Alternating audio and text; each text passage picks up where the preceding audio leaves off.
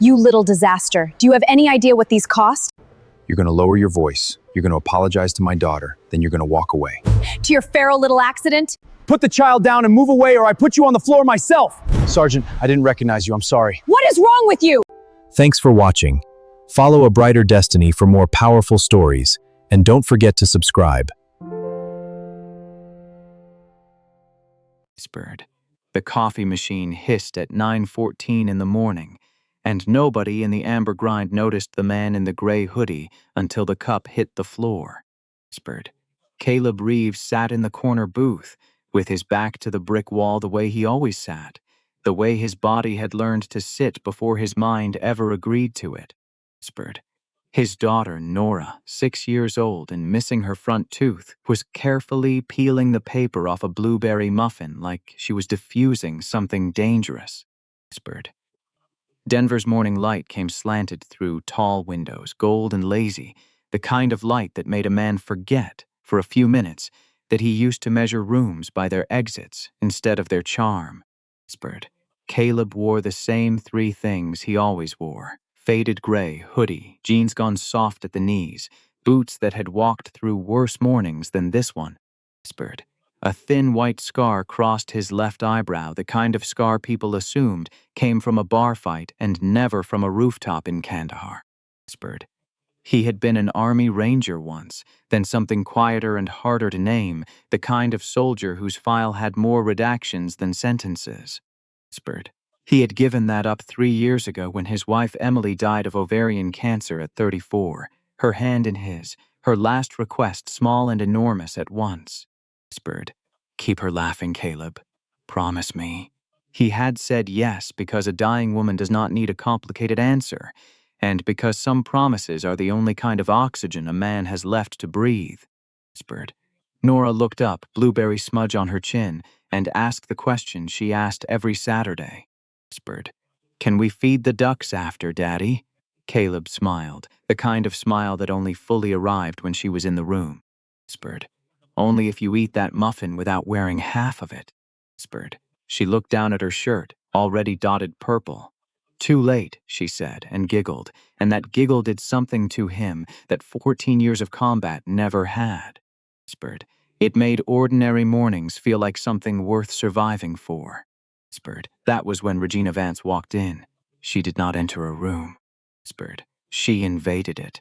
White Loro piano coat, sunglasses she refused to remove indoors, $4,190 heels clicking against polished concrete like a countdown. Whispered. 2 assistants trailed her, eyes down, thumbs already typing apologies for whatever she was about to do. Whispered. Behind her walked a broad-shouldered bodyguard named Tobias Wren, a man whose eyes moved across the cafe with the practiced sweep of someone who had once been paid to notice things before they became problems. Whispered. Regina Vance was 44 years old, founder and chief executive of Solstice Aerodyne, a Denver-based aerospace manufacturer with a satellite propulsion contract worth $2.8 billion, penned a final signature with the Department of Defense. Whispered. Business magazines had once called her a visionary. Former employees quietly, and only after resigning, called her something closer to a weather system. Whispered. She did not believe in apologies. She believed apologies were for people who had made a mistake, and Regina Vance had built an entire career on the conviction that she never had. Whispered. Before we go further, tell me where you are watching from right now. Whispered. Type your city in the comments. And if you believe that dignity is not the same thing as loudness, go ahead and hit that subscribe button, because this story is about to show you exactly what quiet strength looks like when it is pushed too far. Whispered. Now, back to the amber grind. I don't care what legal thinks. Regina snapped into her phone, cutting through the line of waiting customers like the line itself was a suggestion for other people. Whispered. If they can't get clean language by 2 o'clock, I want new counsel by 3. Whispered. I am not losing a $2.8 billion contract because some junior associate discovered a conscience. Whispered. A young barista trainee, maybe 22, glanced up nervously. Whispered. Ma'am, the line actually starts back there. Regina lowered her sunglasses just enough to look at him over the rim. Whispered, I make more before my second espresso than you'll make in 4 years. Whispered, don't confuse proximity to me with relevance to me. The boy's face went red. Whispered, nobody in the cafe said anything. Silence, Caleb had learned long ago, was what money bought when it wanted to feel powerful without paying for it directly. Whispered. Nora, meanwhile, had finished her muffin and decided, with the seriousness only a 6-year-old can summon, to throw away her own wrapper like a big girl. Whispered. She slid out of the booth, holding her hot chocolate in both hands, humming a cartoon theme under her breath, walking toward the trash can 11 feet away. Whispered. Caleb's eyes tracked her without thinking, the way a lifeguard tracks a swimmer without meaning to. Whispered, path mostly clear. Regina rounding the pastry case, eyes on phone. Whispered, speed too fast, collision in 3 seconds. Nora, hold up, he said, his voice cutting the room low and even. Whispered. But Regina turned the corner at the same instant, phone against her ear, eyes anywhere but forward, and walked directly into his daughter. Whispered.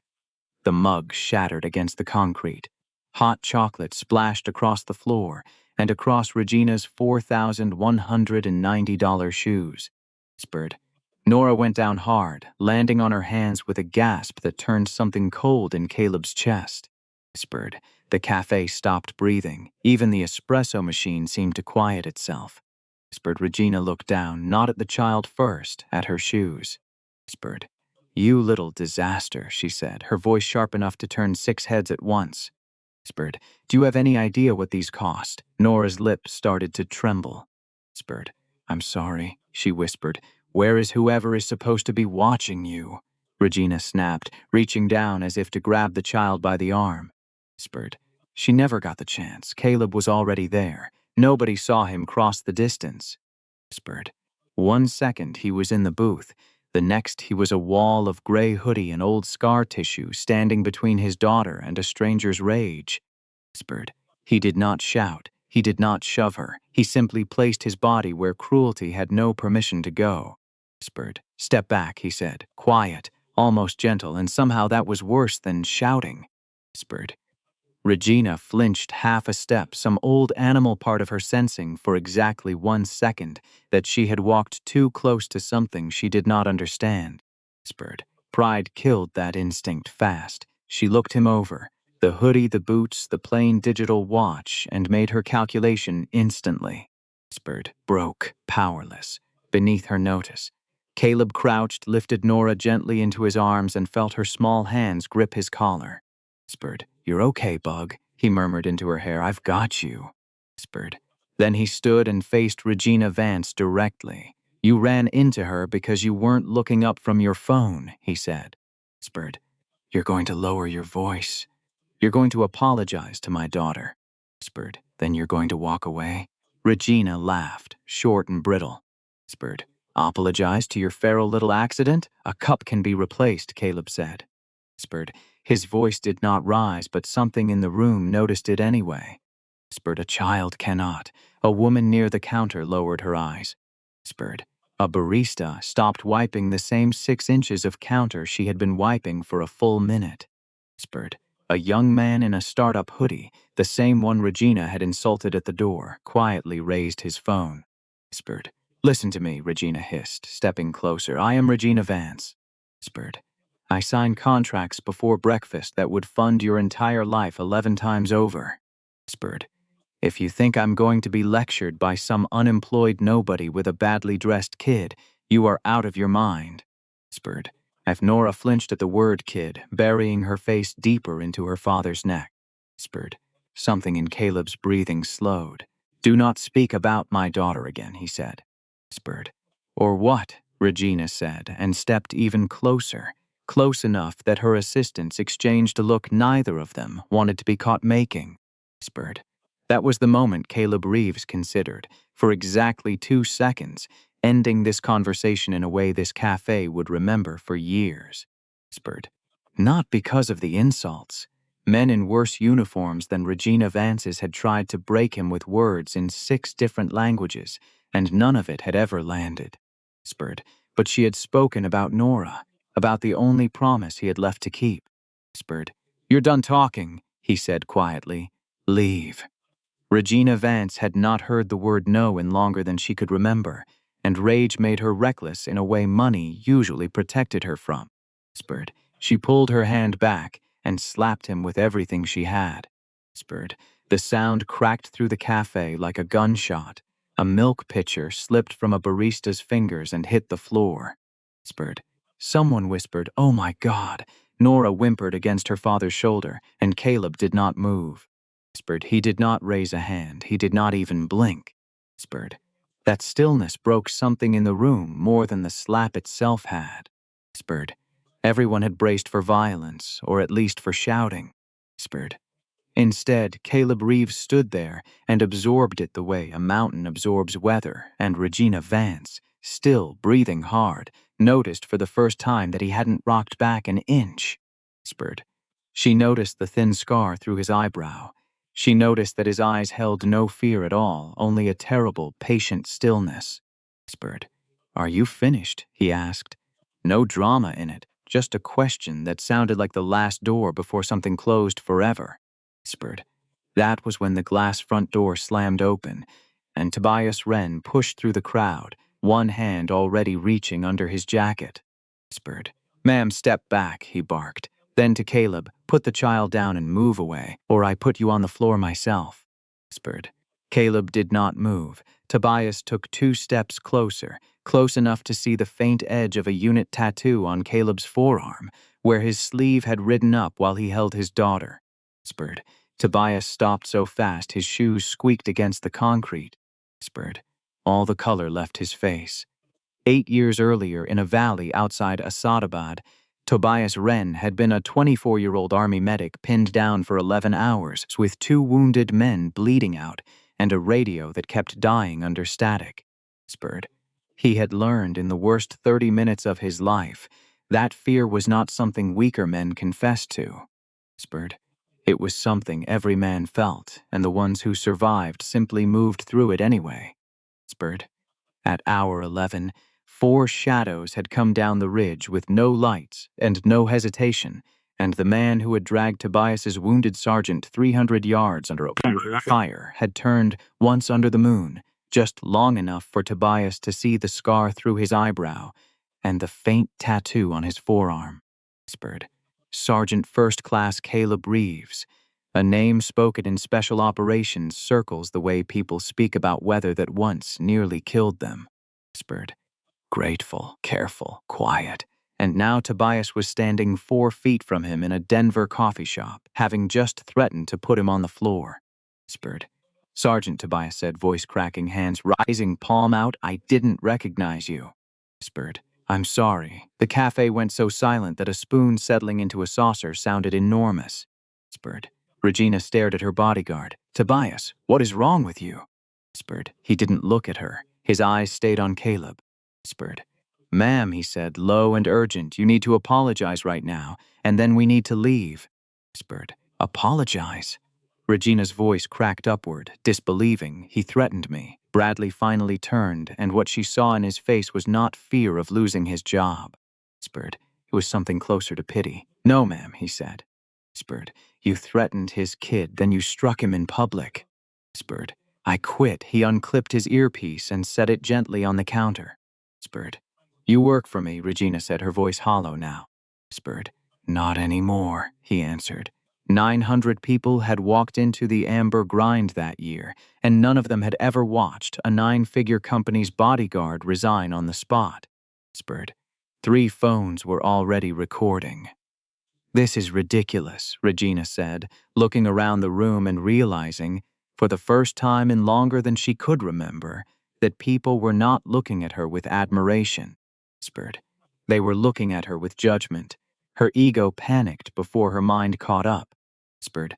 "I am Regina Vance," she announced to the room, as if the name alone might reset the last 4 minutes. Whispered. "I am closing a $2.8 billion defense contract this week." Whispered. "I have senators who take my calls. I will not be humiliated by a washed-up nobody and a coward who apparently used to work with him." Whispered. Bradley Tobias said nothing. Caleb shifted Nora slightly higher against his chest. Whispered. Take your win and leave, Regina laughed, wild and thin. Whispered. My win? You think this is over? I'll call General Whitfield right now. Whispered. He runs special operations acquisitions personally. He'll have police drag you both out of here, and by dinner your little girl will be sitting in a county office while they investigate whether a man like you should even have custody. Whispered. Caleb's jaw did not move, but something behind his eyes went very still. Whispered. Regina, do not, Tobias said quietly. She was already dialing. Whispered. The call connected on the second ring, speakerphone up, held like a weapon. Whispered. A deep, irritated voice answered. Regina, this had better be about the final paperwork. Whispered. Robert, she said, snapping instantly into a polished tone so obviously fake that two customers exchanged a look of open disgust. Whispered. I'm sorry to interrupt, but I've just been assaulted in a coffee shop. Whispered. Some man threatened me after his daughter destroyed a $4,000 pair of shoes, and my own bodyguard apparently knows him and refuses to do his job. Whispered. I need this handled immediately. There was a pause. Call the police, Regina. I'm in a briefing. Whispered. He called him Sergeant, she said. Apparently the man has a scar over his eyebrow and some kind of unit tattoo. Bradley acted like he'd seen a ghost. The line went quiet. Whispered. Not annoyed, quiet, something else. Describe him again, General Whitfield said slowly. Whispered. I just did, Regina snapped. Gray hoodie, scar, tattoo, holding a crying kid. Whispered. Put him on the phone, the general said. Now. Regina held the phone toward Caleb, hands shaking without her permission. Whispered. He leaned toward the speaker. Whitfield, he said. It's Reeves. Whispered. On the other end, inside a secure office at the Pentagon, General Robert Whitfield closed his eyes and pressed 2 fingers against his forehead. Whispered. Every senior officer who had ever touched special operations acquisitions knew that voice. Whispered. Caleb Reeves had pulled down pilots out of valleys no aircraft could officially enter, had recovered hostages from places that did not exist on any public map, had saved men whose stars now sat on shoulders across 3 branches of service. Whispered. Whitfield did not owe Caleb Reeves a favor. He owed him a debt that could not be repaid in favors. Whispered. Caleb, the general said, and the reverence in that single word landed across the whole room. Whispered. It's been a while. How's Nora? Regina's face went the color of the spilled hot chocolate on the floor. Whispered. She was having a good morning, Caleb said. Then your contractor ran into her, screamed in her face, threatened to have her taken from me, and then slapped me when I asked her to apologize. Whispered. Silence stretched long enough to feel like its own separate room. Whispered. She struck you, Whitfield said finally. She did, Caleb answered. Whispered. Regina, put the phone down. We need to talk about this off. I threatened him, Regina said quickly, panic finally breaking through the polish. He was aggressive. His kid ruined a very expensive stop talking, Whitfield said, and the force of it made her flinch physically. Whispered. You are standing in front of a man who gave this country more than your entire boardroom could understand in a decade of briefings. Whispered. The fact that you struck him and are still standing upright is not evidence of your power. Whispered. It is evidence of his restraint, Robert. The contract, there is no contract, he said. Whispered.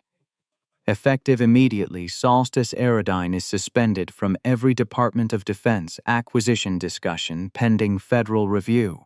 Whispered. Regina staggered slightly, one hand finding the pastry case for balance. Whispered. You can't do that, and I just did. Whispered. My legal team will be in touch with your legal team, assuming you still have one who wants the job. Whispered. His voice softened only when it turned back to Caleb. Whispered. I'm truly give Nora my best. The call ended. Whispered. Regina Vance stood in the center of the amber grind holding a dead phone, stripped in under 4 minutes of the empire she had spent 22 years building. Whispered. Then came the sirens. 2 Denver police officers walked through the back doors, hands near their belts, eyes sweeping the room, the shattered mug, the puddle of hot chocolate, the crowd frozen mid-recording, the woman in the ruined white coat, and the father holding a crying child with a red handprint blooming across his cheek. Whispered. We got a call about a disturbance, the older officer said, name tag reading Delgado. Whispered. Regina lunged toward them like salvation had finally arrived in uniform. Whispered. Officer, thank God, arrest that man. He threatened me, his daughter attacked me, and my own security detail has apparently lost his mind. Whispered. Officer Delgado looked at Caleb, then at Nora, then at the mark on Caleb's face. Whispered. Before anyone could answer, the young man in the startup hoodie stood up, voice shaking, but steady enough to carry. Whispered. Officer, she's lying. I recorded the whole thing. She cut the line, insulted 3 different people, ran into the kid while looking at her phone, screamed at a 6-year-old, threatened the father, and slapped him. Whispered. I have it too, said a woman near the counter, holding up her own phone. Whispered. Same here, said a man near the window. 3 angles, someone else added. Whispered. The kid did absolutely nothing. For the first time in longer than she could remember, Regina Vance had no room left to rewrite what had happened. Whispered. Officer Delgado sighed the way a man sighs when he has spent 15 years watching powerful people expect the law to bend around their shoes. Whispered. Ma'am, turn around and place your hands behind your back. Whispered. Absolutely not, Regina said. Do you have any idea who I am? Whispered. I know exactly who you are right now, Delgado said. Whispered. You're under arrest for assault. You can discuss the rest downtown. Whispered. The cuffs clicked shut, and that single sound changed the room more completely than General Whitfield's phone call had. Whispered. The call had wounded her company. The cuffs touched her skin. Whispered. She began shouting about lawyers, about lawsuits, about people who would lose their careers over this. Whispered. Nobody in the cafe moved to help her. Tobias stood aside, jaw tight. Whispered. The baristas watched in silence. Phones stayed raised. As officers walked her toward the door, she looked back once at hatred and something close to fear tangled together on her face. Whispered. He did not return either expression. He was not interested in revenge. Whispered. He never had been. Love had brought him across that cafe floor, not vengeance, and love was all that remained once she was gone. Whispered. Before we continue into what happened after that morning, ask yourself something. Whispered. How many rooms have you sat in where someone with money assumed it gave them the right to be cruel? And how many times did the room stay quiet anyway? Whispered. Keep that question in your pocket. We are only a third of the way through this story. Whispered. A barista approached with shaking hands. Sir, I am so sorry. Whispered. We'll replace the mug, the drink, everything she said. Caleb shook his head gently. Whispered. It's all right. No, the barista said, surprising herself with the firmness in her own voice. It wasn't. Whispered. Caleb looked at her for a long moment and nodded once. Whispered. No, he agreed, it wasn't. Nora lifted her face from his shoulder, eyes red, voice small. Whispered. Daddy, I dropped the cup. That nearly undid him more than the slap had. Whispered. Not the memory of Kandahar stirred loose by Tobias's recognition, not the general's cold fury on speakerphone. Whispered. Just his daughter apologizing for broken ceramic while her own cheeks were still wet. Whispered. Cups can be replaced, Bug, he said, kissing the top of her head. Whispered. She was mad. Yes, because of me, no. Some people carry storms inside them, he said, and they blame whoever gets wet. Whispered. Outside, Denver's morning sun spilled gold and ordinary across the sidewalk. Whispered. Caleb carried Nora past the shattered mug and the whispering crowd and did not look back because he had learned a long time ago that looking back rarely changes what is behind you. Whispered. But consequences, he also knew, do not end simply because a man walks away from them. Whispered. By noon, footage of the slap had reached 40,000 views. Whispered. By 3 in the afternoon, it had reached 1.1 million. Whispered.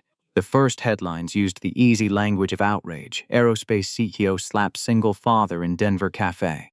Whispered. Then veterans began identifying him carefully, respectfully, never with details that could not be told. Whispered. Retired operator stays calm while C threatens his child. Former Solstice bodyguard resigns on camera. Whispered. Defense contract frozen after public assault.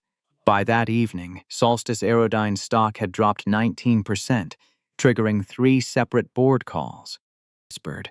Directors who had tolerated Regina Vance's cruelty for 2 decades because it produced revenue suddenly discovered a moral compass the moment it threatened their portfolios.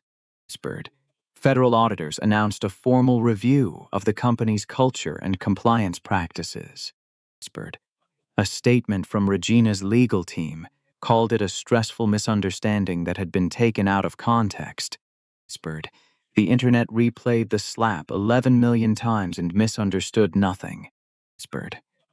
Over the following 9 days, 3 former Solstice employees came forward publicly, not because a producer paid them, but because they finally felt permission to speak. Whispered. The first was Denise Okafor, a former director of supply chain operations who had been fired without severance 4 years earlier after reporting a safety shortcut Regina had personally ordered to hit a delivery deadline. Whispered. Denise had spent 2 years unable to find work in the industry because Regina made calls to make sure of it. Whispered. I watched that video and I cried, Denise told a local reporter, because I finally understood I wasn't the only one she tried to erase. Whispered. The second was Marcus Bellwether, a young engineer who had been publicly humiliated in a company town hall for questioning a load-bearing tolerance on a satellite bracket. Whispered. Regina had called him replaceable in front of 200 colleagues. Whispered. He had resigned the next week. He now worked for a competitor and had kept a recording of that meeting for 4 years without ever knowing what to do with it. Whispered. I sent it to a reporter that same afternoon, he said. Whispered. I finally had a reason to. The third was a woman named Priya Chandrasekhar, an executive assistant who had worked directly under Regina for 6 years and had signed a non-disclosure agreement she was legally forbidden to violate. Whispered. She did not break it. Instead, she simply said, on camera, without detail, that she had once believed loyalty meant silence, and that watching that cafe video had taught her the difference between loyalty and fear. Whispered. 3 witnesses. 3 separate stories, 1 pattern. 9 days after the arrest, Caleb received a letter on his porch, hand-delivered, no return address. Whispered. He almost threw it away when he saw the name Regina Vance printed at the top. Whispered. Instead, he sat at his kitchen table while Nora was at school and opened it. Whispered. The letter was 3 paragraphs of legal boilerplate, written by someone else's hand, apologizing in the careful, bloodless language of a communications team, expressing regret for any distress caused, and hoping the matter could be resolved privately and amicably. Whispered. It did not contain the word sorry once in Regina's own voice. Whispered. It contained the word optics 4 times. Caleb read it twice, folded it back into its envelope, and understood something important. Whispered. This was not remorse. This was damage control wearing remorse's coat. Whispered. At the arraignment 3 weeks later, the courtroom in downtown Denver was packed past capacity. Whispered.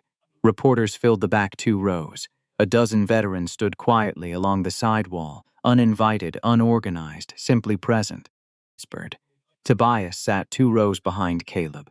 Regina Vance entered in a plain navy suit, no sunglasses, no assistants, flanked only by an attorney named Franklin Cho, who looked like he had aged 5 years in 3 weeks. Whispered. The judge, a measured woman named Judge Patricia Alvarez, reviewed the assault charge, the disturbance charge, and 11 minutes of submitted video evidence. Whispered. When given the opportunity to speak, Regina Vance stood. Your Honor, she said, her voice controlled and clipped, I want to be clear that I acted under extreme provocation. Whispered. My property was damaged. I was cornered by an aggressive individual, and I responded the way any person under that kind of pressure would respond. Whispered. I do not believe a single moment of frustration should define an entire career built over 2 decades.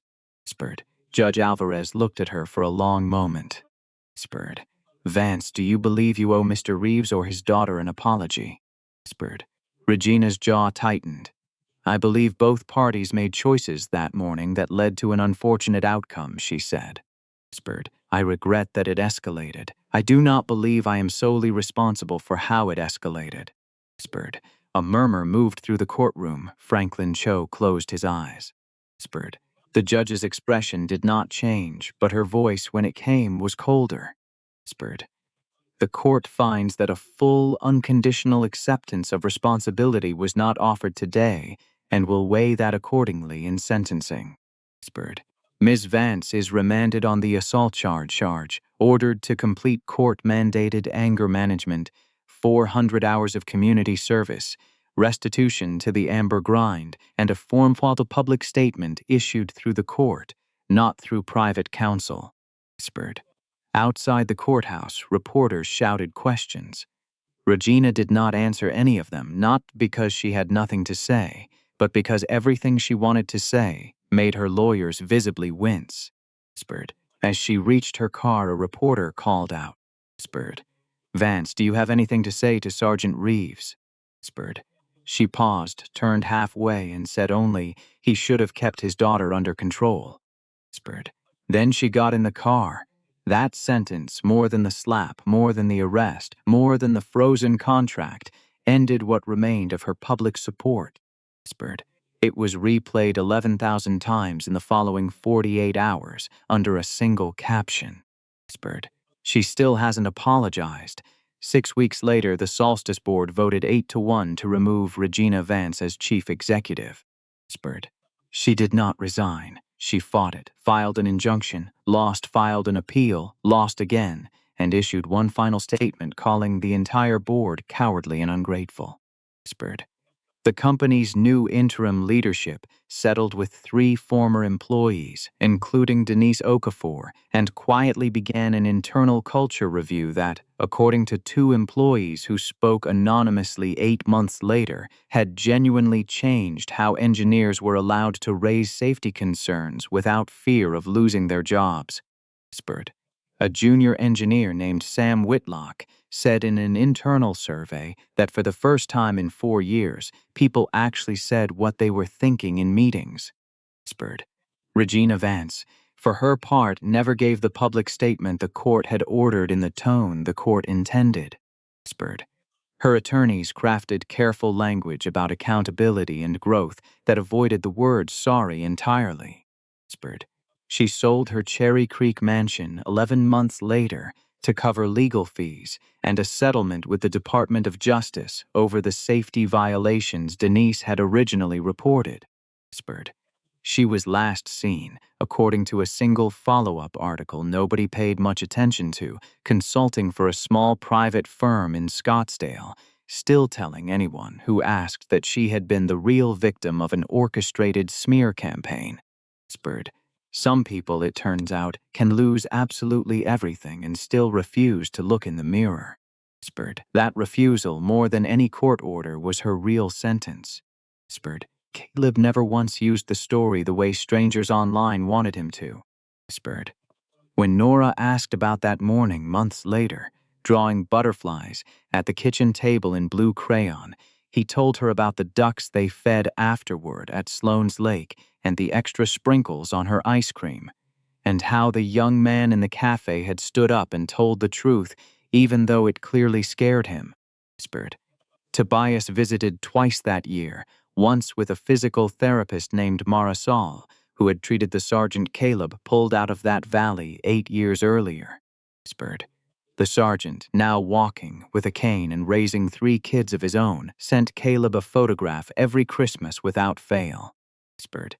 Nora made all 3 adults sit on the living room floor once and judge a butterfly drawing contest with the seriousness of a Supreme Court panel. Whispered. Caleb watched 2 grown men who had once bled in a foreign valley laugh under paper butterflies taped to his kitchen wall, and he thought again of Emily's last request. Whispered.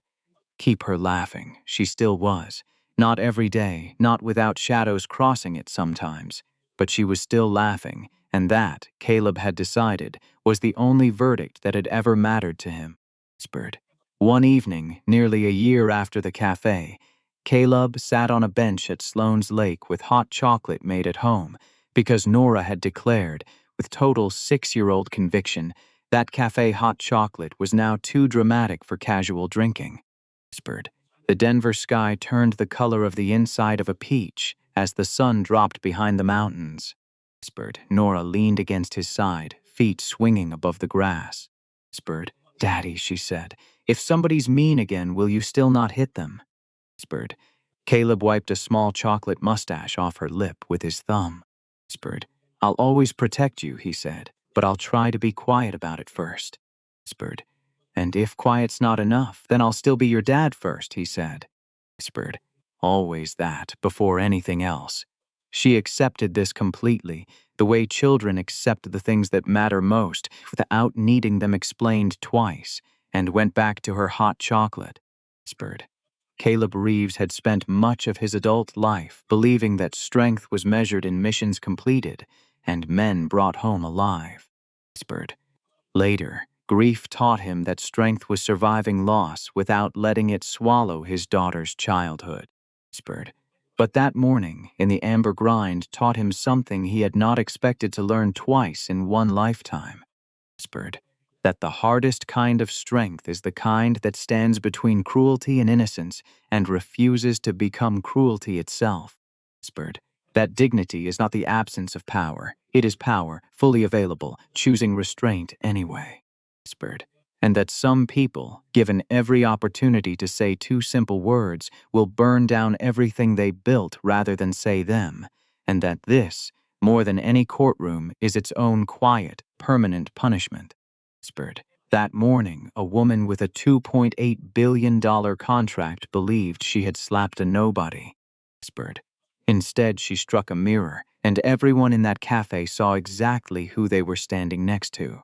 Whispered. In life, the loudest person in the room is rarely the strongest one in it. Whispered.